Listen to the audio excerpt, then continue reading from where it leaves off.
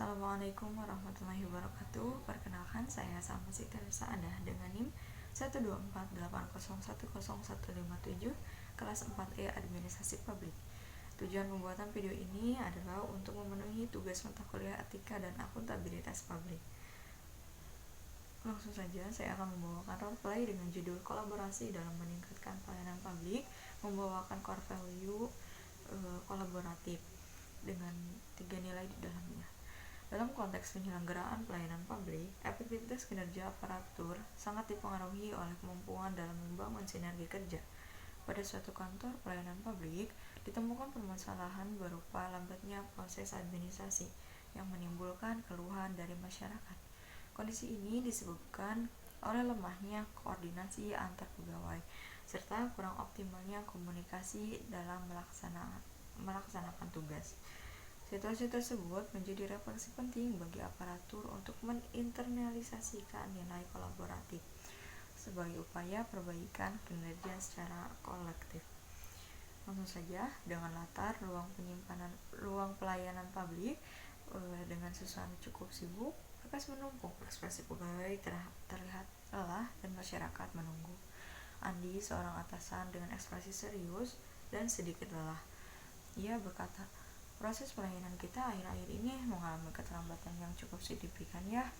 Lalu Siti, seorang pegawai yang menghela napas dan nada reflektif.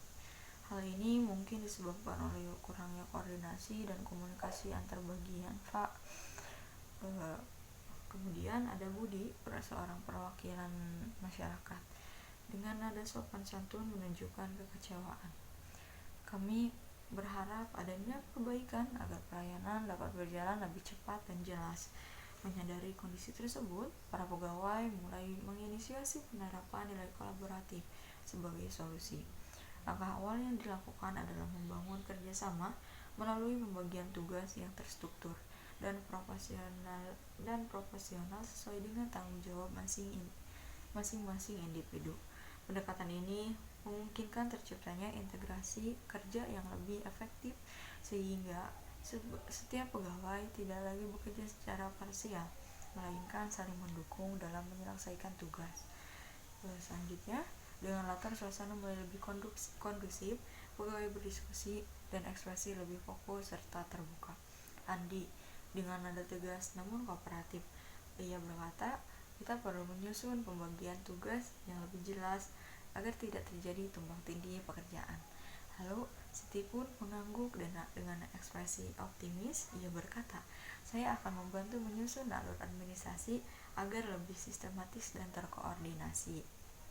Selanjutnya, penerapan komunikasi efektif menjadi aspek penting dalam mendukung keberhasilan kolaborasi. Para pegawai mulai membangun pola komunikasi yang terbuka, transparan, dan berkelanjutan, baik melalui interaksi langsung maupun media komunikasi internal. Setiap permasalahan yang muncul didiskusikan secara bersama guna menemukan solusi yang tepat dan efisien. Yang selanjutnya, dengan latar diskusi aktif, suasana lebih hidup, ekspresi lebih tenang dan saling mendengarkan. Siti, dengan nada tenang dan jelas, "Kita perlu menyampaikan setiap kendala secara terbuka agar dapat segera ditindaklanjuti." Kemudian Andi, ia berkata, "Baik, kita juga dapat memanfaatkan media komunikasi untuk mempercepat koordinasi." Budi dengan ekspresi lebih positif, "Dengan komunikasi yang jelas, kami sebagai masyarakat juga merasa lebih dihargai dan dipahami." Selain itu, nilai saling menghargai turut diinternalisasikan dalam interaksi kerja. Para pegawai menunjukkan keterbukaan terhadap saran dan kritik, serta memberikan apresiasi terhadap setiap kontribusi yang diberikan, baik dari sesama rekan kerja maupun masyarakat.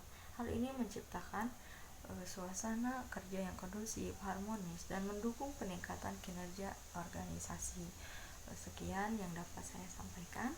Mohon maaf apabila masih terdapat kekurangan. Wassalamualaikum warahmatullahi wabarakatuh.